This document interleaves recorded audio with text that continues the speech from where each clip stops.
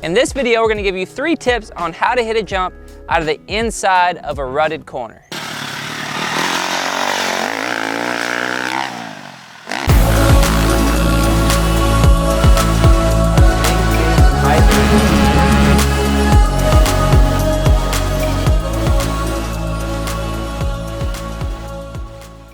What's up guys, Tyler Livesey here at Spokes Moto Park here in Lockhart, Texas. Today, we're gonna try to improve your lap times by making you feel more comfortable by taking the inside lines when there's a jump right outside of the corner.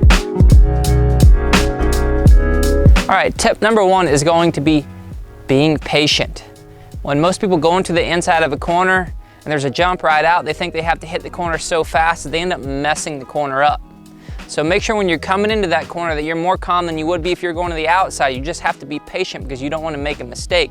The mistakes are what messes up your exit speed. So if you have a mid-corner mistake, then your exit speed is going to be significantly slower.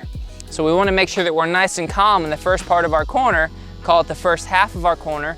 That way when we start to get on the gas, we're applying throttle to the ground, we're getting traction, we're not dabbing our foot, and we're able to execute some good exit speed to make sure we clear that jump. Real quick guys, something that really helps this channel move along, and we've had such great support so far, and I want to thank all of our Patreons first and foremost for supporting the channel. Most of those guys are giving us $5 a month, which adds up when there's a big group of people doing that. That helps us buy camera equipment, that helps us travel, that helps us to get to camps, that helps us to give free stuff away. So if you can find a little bit in your heart to give us a little bit of money every month to keep this channel moving, you can do that at patreon.com/TheMXFactory. Thank you guys. Number 2 is gonna be spotting the target. So just getting your head turned through the corner so you know what part of the jump is the right part to go to. On a jump face like we're working with today, it's fairly the same all the way across, so I can kind of move around a little bit. But what you'll find a lot of times for people hitting jumps right out of the corners is they're on heavy power, so it creates ruts and or choppy bumps going up the face. So you've got to get your eyes turned through at about midway point in the rut. Look at the jump so you know where you can go, and what that's gonna do is give you the confidence to get on the gas a little earlier, and like I said before, create that exit speed that we need to get over that jump. Tip number 3 is gonna be, as you're coming out of the exit of the corner, you gotta make a pretty quick decision on whether you sit or stand.